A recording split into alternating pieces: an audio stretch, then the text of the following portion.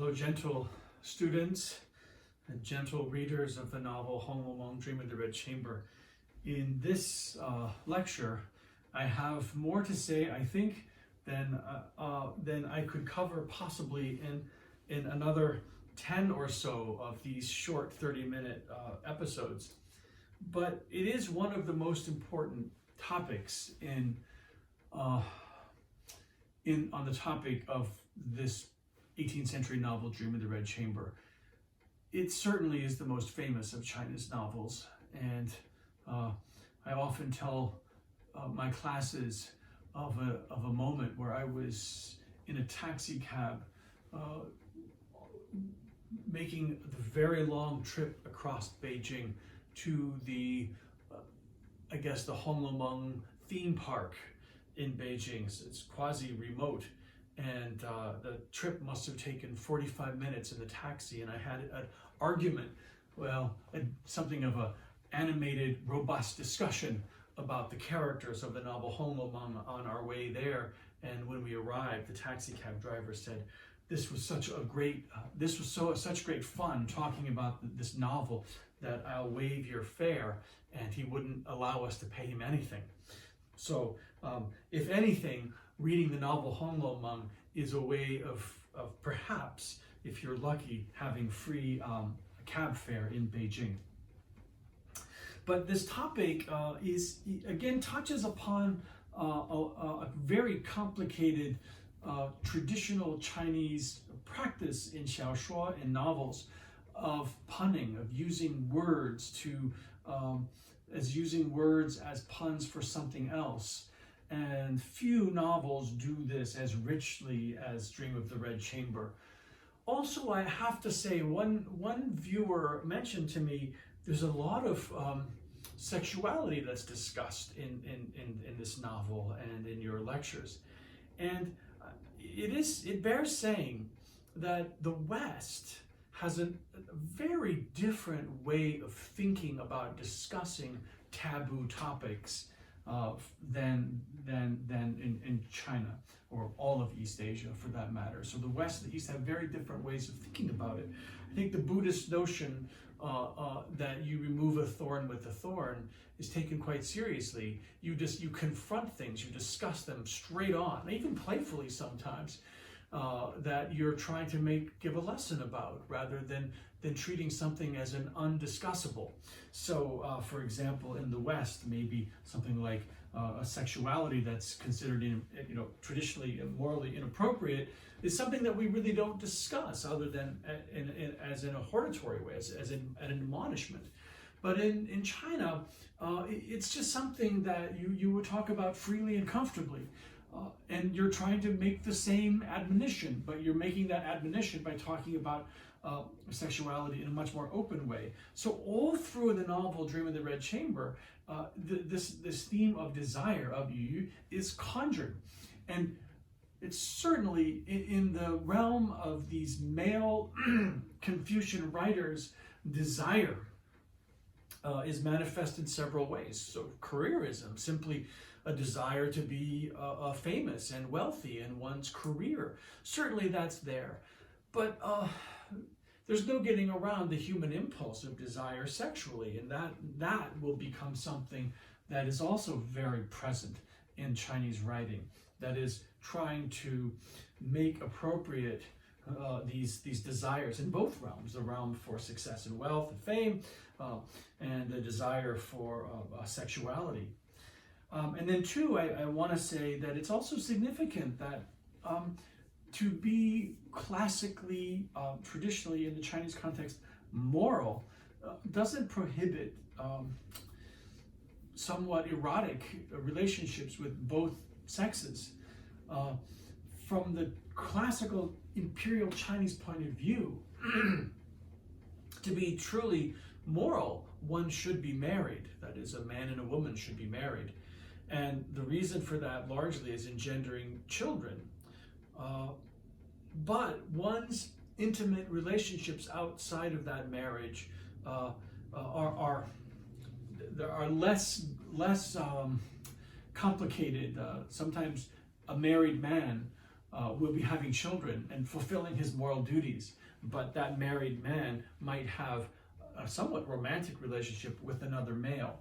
And as long as he's married and having children, then that somewhat romantic relation, that fully romantic relationship with another male, is something that within the Chinese context is not considered really as taboo as it is in the Judeo-Christian West. So that's just a point that needs to be conjured. So why would I conjure that? Because admonishing someone not to be excessively attached to another man, a male being attached to another male, that warning is less focused on the fact that a male would have those feelings for another male in the Chinese context. It would be less focused on problematizing the attraction than problematizing the results of the attraction if that attraction distracts that male from his duties to be married, to engender children, to carry on the family line. So that's just a significant thing. The whole sense of morality is somewhat different, and certainly the missionaries such as Matteo Ricci, one of his most biting criticisms was in the same-sex attraction that one sees in the Chinese society. So I think it just bears mentioning that. But that's not my topic really. My topic, and well, that topic will come into this topic, but my topic really is China and the culture of words, sort of what's in a name, and there's a lot to say here, so let me just get started. If you don't know Chinese, that's okay. I think you'll get the general contours of what I'm about to say, but certainly a Chinese reader or a reader of Chinese will be much more equipped to access the material I'll talk about today. And this will, I think, make sense to everyone. But one of the most interesting aspects of late imperial Chinese culture is the use of words in literature and everyday speech to assume allegorical and symbolic meaning. So, for example, in the novel Xiyouji, Journey to the West, there is an allusion to a certain cave, and this cave that Sun Wukong, that the monkey goes to, this cave in the novel is called the Cave of the Slanting Moon and the Three Stars. So that's a visual illusion, right? The slanting moon and three stars. This is certainly an allusion to the Chinese character of the Xin, of the mind, of the heart, right? So if you take the character of Xin, which is one line and then three dots above it, three dots above it, if you turn that up, it looks like a moon and three stars. So the cave is the cave of the slanting moon and three stars, but it's really the cave of the mind, right? And interestingly, the cave is an empty space, so there's a lot of illusion happening here. And you have to think about what's being said in the narrative with the words and the playfulness of the words to access the narrative on a deeper level. Now, Hongloumeng, Dream of the Red Chamber, is laden with puns. And in 1885, there was a book published, Du Hongloumeng Sui Hua. The book in 1885, it's an anonymous work as far as I know.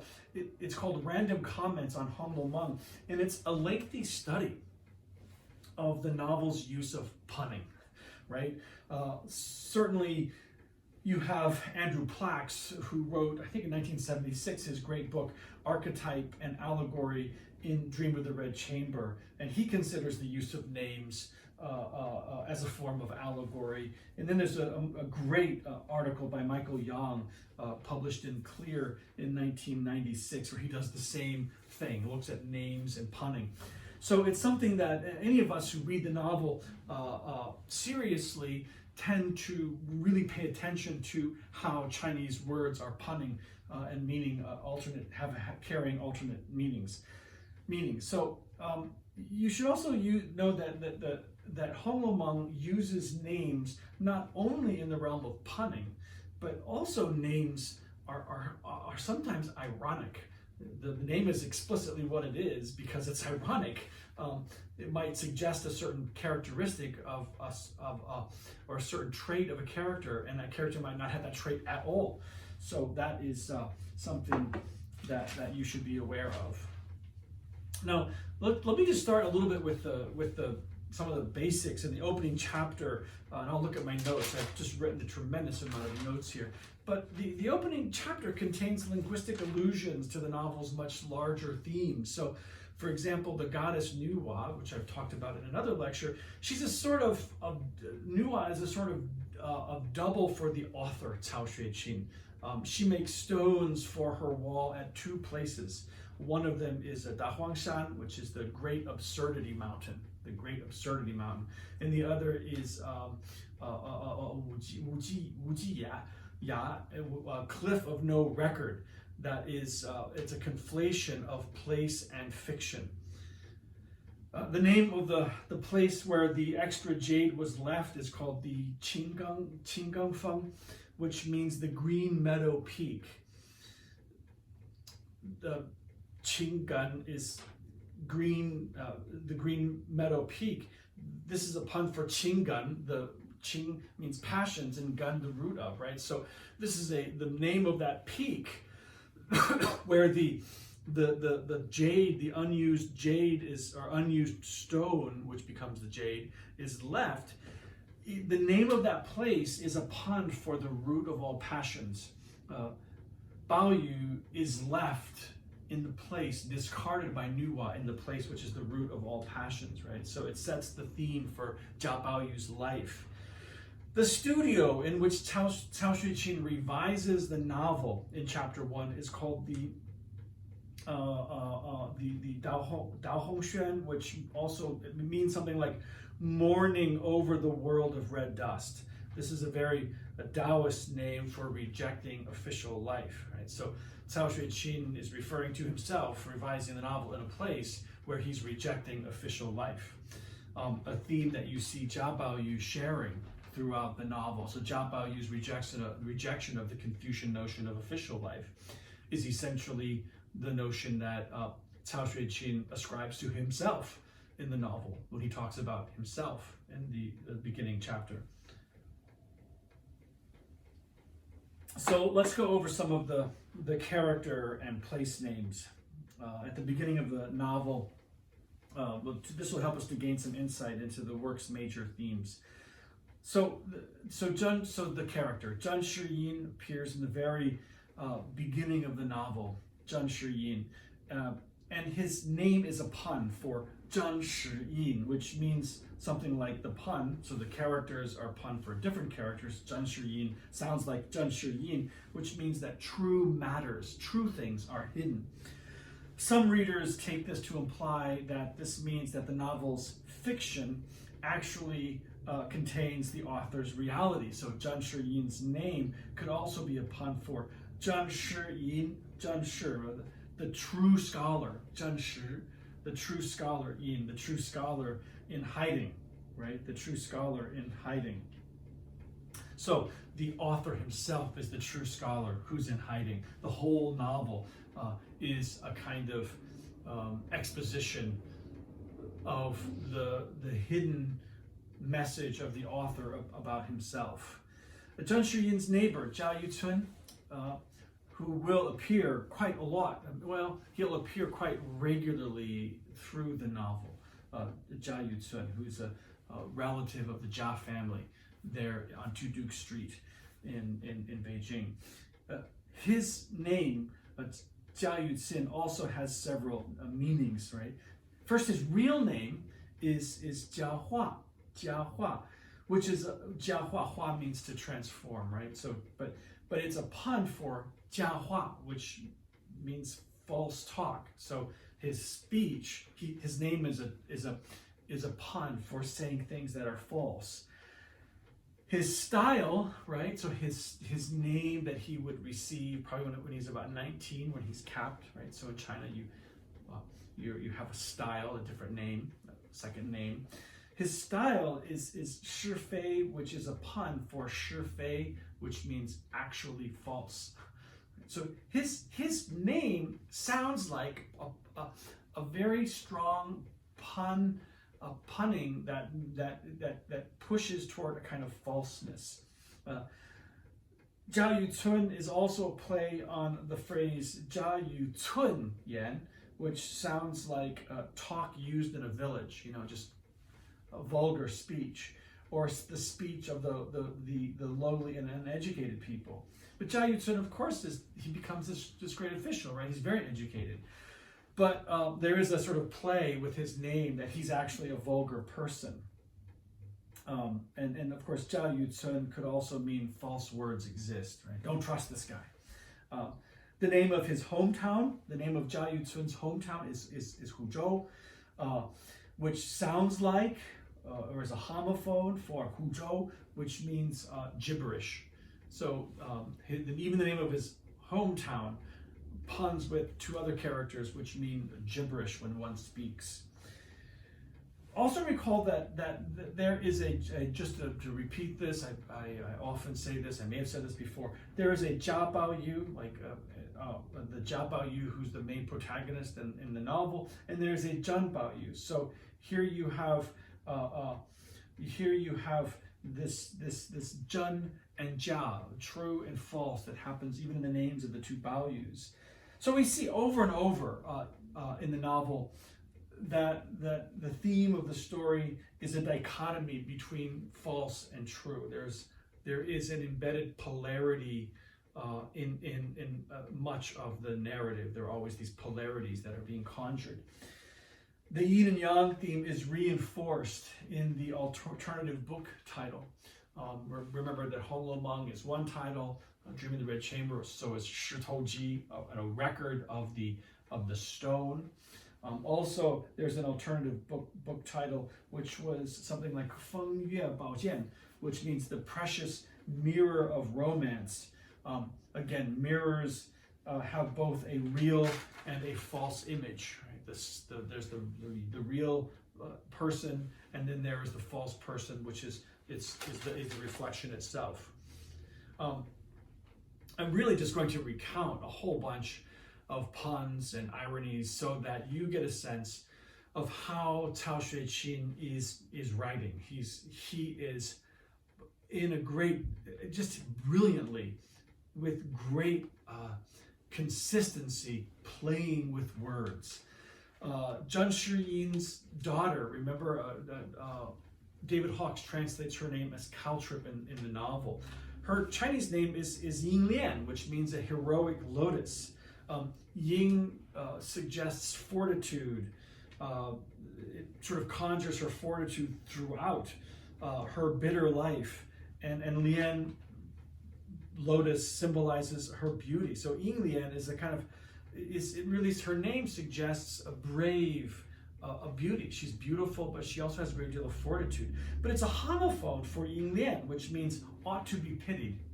And then again, if you think about ought to be pitied, right? In a way, she does have a sort of sad life, but not quite. Ying Lian's end is predicted to be fatal and tragic, right? It's predicted. Ying Lian ought to be pitied. 可怜的怜. So there's that message. It's predicted to be tragic.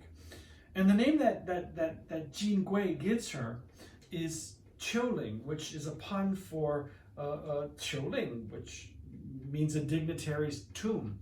So even her name is given this really sad name. She is an right. So she's predicted to have a bad end. But in the end, right, it's as if Cao Xueqin forgets his own use of puns at the beginning of the novel, because in the end, Caltrip, or Ying Lian, she has a very good end, right? Either Cao Xueqin just changed his mind about her as he's writing the novel, or he forgets about the punning that he had done early on.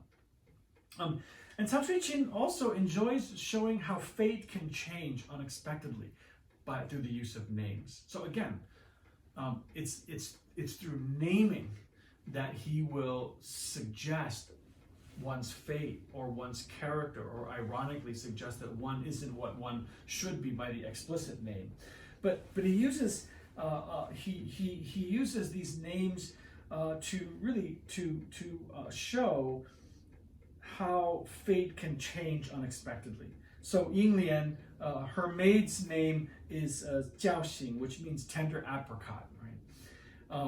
So Ying Lian, Caltrip's maid's name is apricot. I think it's how even David Hawkes translates it. But she is only a poor maid. But Jia Yu Cun sees her and is infatuated. and she later marries him and gains a higher social status, right? So Jiaxing is a pun for Jiaxing, or lucky, right? So the name sounds like lucky, and so you see that she actually becomes lucky later in the book. And of course, fate can be unpredictable, right? So there are subtle hints regarding Jia Baoyu's attraction to men and women, right? Mostly women, right? Vis-a-vis the Qin family. The Qin family. Remember that there is a character by the name of Qin Zhong, right? And we sometimes encounter places where Baoyu belittles, by the way, he belittles women more than men, right? He says that once married, women are contaminated. So women are doomed to being contaminated once they're married to men, right? So men are just naturally contaminated, but women are contaminated when they marry men, according to Jia Baoyu. But his relationship with Qin Zhong is at best ambiguous, right? Remember that it's a boy, it's a schoolmate, and Qin Zhong is the brother of Qin Shi, and Qin Zhong becomes the sort of the best friend of Jia Baoyu. And their relationship is very ambiguous, right? There's more to it than just simple being schoolmates.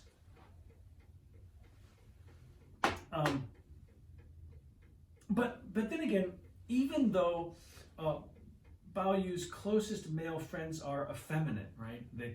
They all of Jia Baoyu's male friends are effeminate, but they all prefer women, right?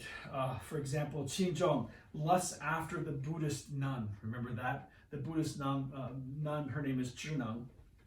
Jiang Yuhan, Jia Baoyu sort of is attracted to him, but Jia Yuhan marries a maid. Liu Xianlian desires a beautiful wife, and he ends up beating, remember this, he beats up Xue Pan once Pan makes overtures towards him, right? Liu Xianlian, remember he's very attractive, very feminine, but he lures Xue Pan out of the city, and Xue Pan makes overtures toward him, and then he beats him up. I think David Hawkes translates it as he opens up the fruit shop on his face. And then Qin Zhong himself, this schoolmate of Jia Baoyu, who Jia Baoyu finds rather appealing. His name, Qin Zhong, Qin being a surname, his name is a pun for Qing Zhong, which means the seed of passion, the seed of feeling. So Jia Baoyu's best friend, Qin Zhong, which is a random name, not a random, but it's a name. His name sounds like, when you read it, Qin Zhong, the seeds of passion. So you can see that Jia Baoyu's sort of passion for him and Qin Zhong's passion for this nun, those things are definitely present. Qin Zhong's sisters, remember her nickname, or her sort of her young name is Keqing, which is a pun for Keqing, or debauched. Qin Zhong and Keqing's father's name is Qin Bangye, which is a homophone for a Buddhist term, which means Qin Bangye, or passion abets karma. That is the two. That is these two characters, Keqing, or Qin Shi, same person, and Qin Zhong. These two characters play important roles in teaching Baoyu that passion can function as both a teacher, if you get its problem, right? If you get the problems of inappropriate passions, and it also can function as a folly if you succumb to them. Goodness, that's already quite a lot, and I'm glad that this is a video recording. You can certainly replay this and rewind it. I guess rewinding is a rather dated way of referring to things like cassette tapes. But names also point to certain lessons within the narrative of the book, right? So certain characters emerge in the story to provide didactic moral lessons. Essentially all of them do, but some particularly more than others. So in chapter 73, a maid who is stupid finds a body purse, a pornographic purse. And because of her stupidity, her name in the novel is Shadajie, which means something like Shadaji means big sister stupid. And so her name Shadaje sounds like it is big sister stupid. So from the Taoist point of view, stupidity is a good thing, right? Stupidity is what allows us to be pure. When we understand things more clearly, then we complicate them. We start to discern the difference between good and bad.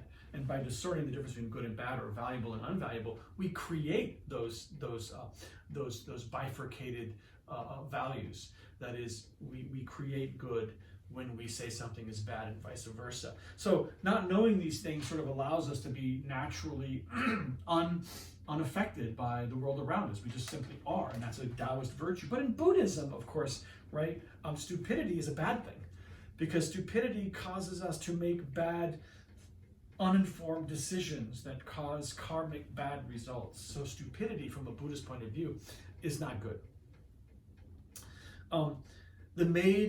This maid, Shadaje, big sister stupid, as her name translates, her stupidity results in a search in the garden, which results in the death of Bao Yu's favorite maid, Skybright. Her name is Qingwen, right? Which sounds like Qingwen, which means passionate, a passionate pattern. A later search of the Jia family estate harbors much more results, right? The day of Lady Wang's cruel search of the garden, the Jia family receives news of another search, that is the search of the Jun family estate, right? Tan Chun compares the Jun search to their own. The Jun family search, they search their maids, and then there is a following official search, and then a confiscation, right? I mean, Tan Chun said, "No doubt our time too is coming slowly but surely." That is, this maid, Shadaje, she's stupid, right? But she is very symbolic and important, influential, and significant in the results of the family's collapse and its search. Her name provides a Buddhist clue as to what is happening in the story. So that's my point, right? Later, the theme of stupidity or ignorance will play an important role in the novel when Bao Yu, right, so Shadaje, her stupidity is one example of stupidity, but later, or naivete, ignorance. But later in the novel, you will see this ignorance will play another important role in the novel when Bao Yu will be kept in the dark regarding Dai Yu and his betrothal to Xue Bao Chai. So he'll be betrothed to Bao Chai. The maid, big sister stupid, appears again, right? She tells Dai Yu of Bao Yu's actual marriage, right? His real marriage, his betrothal to Bao Chai, right? So if you're not to the point on the novel wherein this all happens, I just gave you a huge spoiler. That is, Jia Bao Yu is destined to be with Lin Dai Yu, but his marriage will be the family will decide to marry him to Bao Chai. Now, some more names, maybe that's about 10 more minutes or so. Another aspect of the names is to represent certain personalities. So, some example, you see Jia Zheng, Jia Jing. He's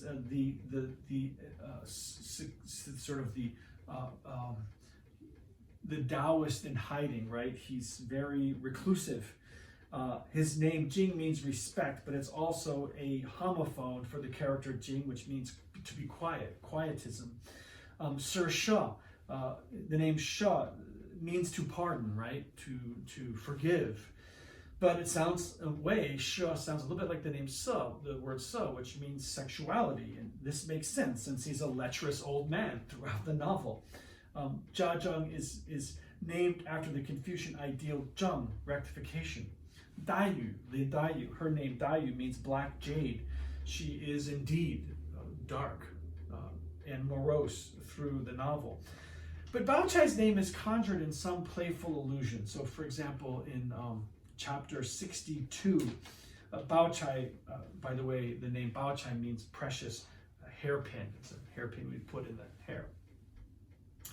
Bao Yu cites a line in chapter 62 from one of Zhang Hui's poems. Quote, "The jade hairpin was broken off. the red candle cold. Wow, this is a really powerful poem, right? That he's citing.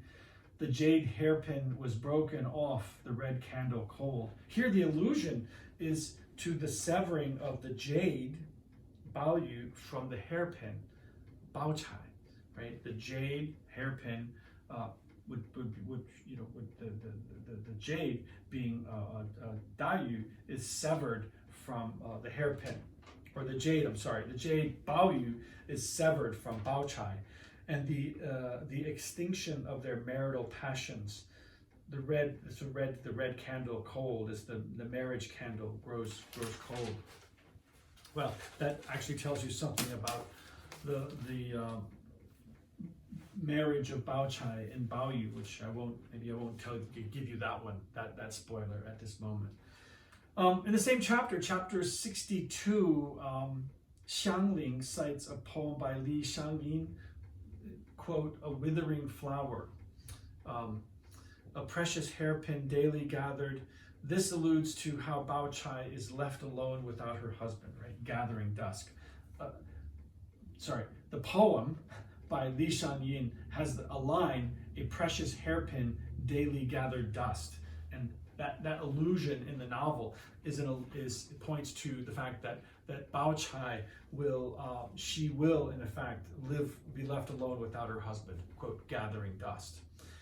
So thus, Dayu's name represents her personality, and Bao Chai's name alludes to some poetic passages that reveal her fate.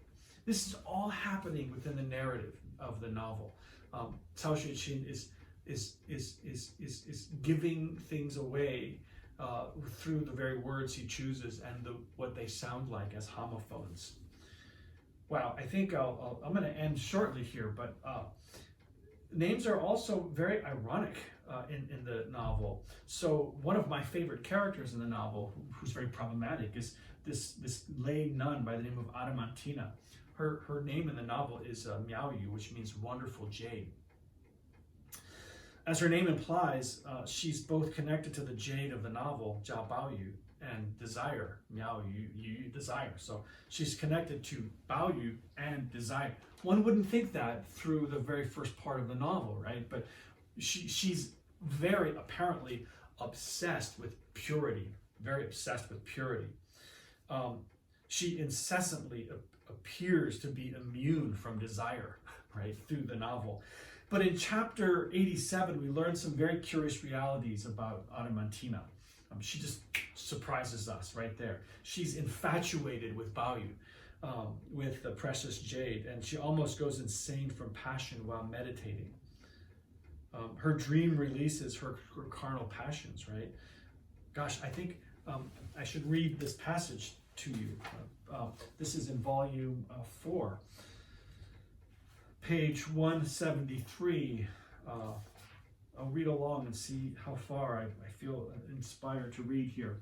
This is about the Buddhist nun Adamantina, obsessed with purity. Adamantina arrived back at Greenbower Hermitage to find the old lay sisters waiting for her return.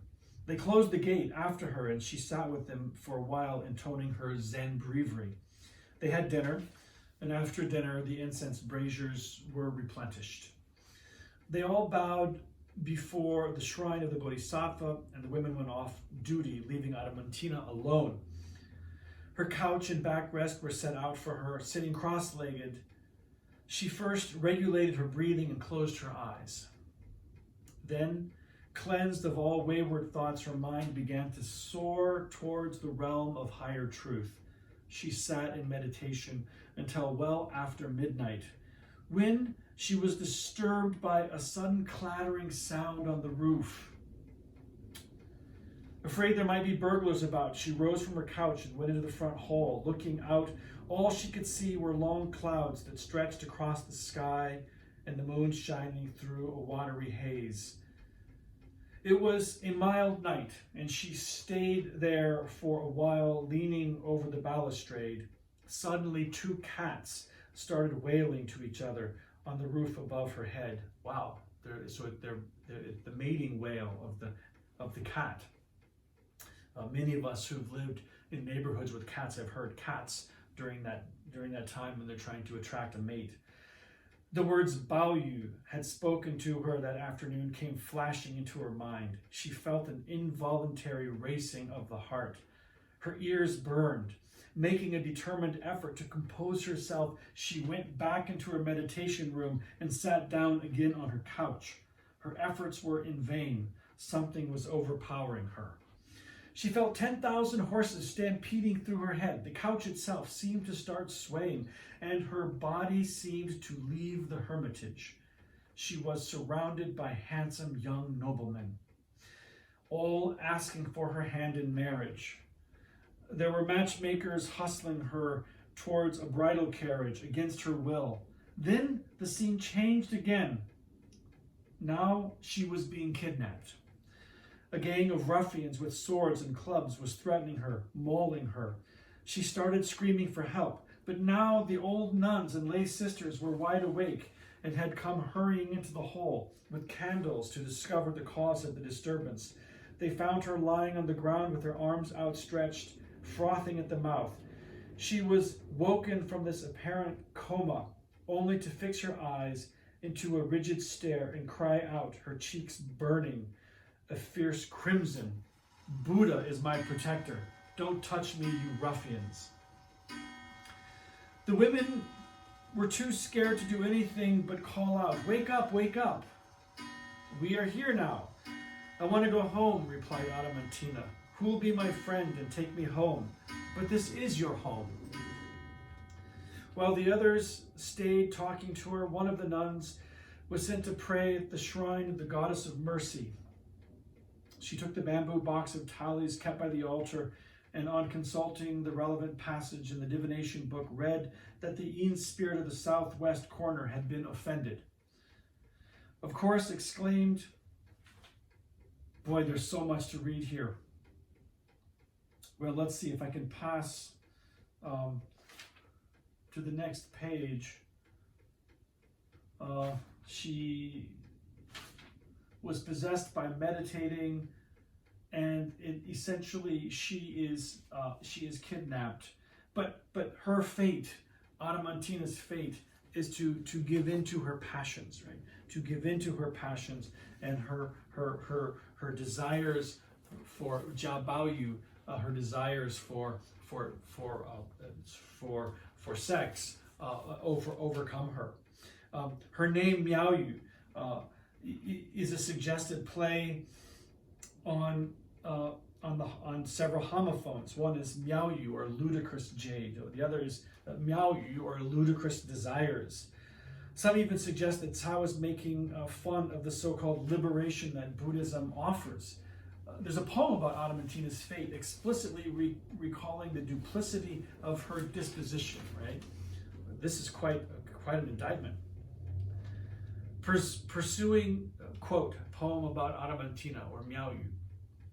Pursuing purity, she was never pure. Speaking of emptiness, she was not content with emptiness. Alas, this piece of gold and jade finally fell into the mud, right? Her name is laden with allusions to desire, and her character pokes fun at Buddhist promises to control that desire. Well, there's so much to say about this theme of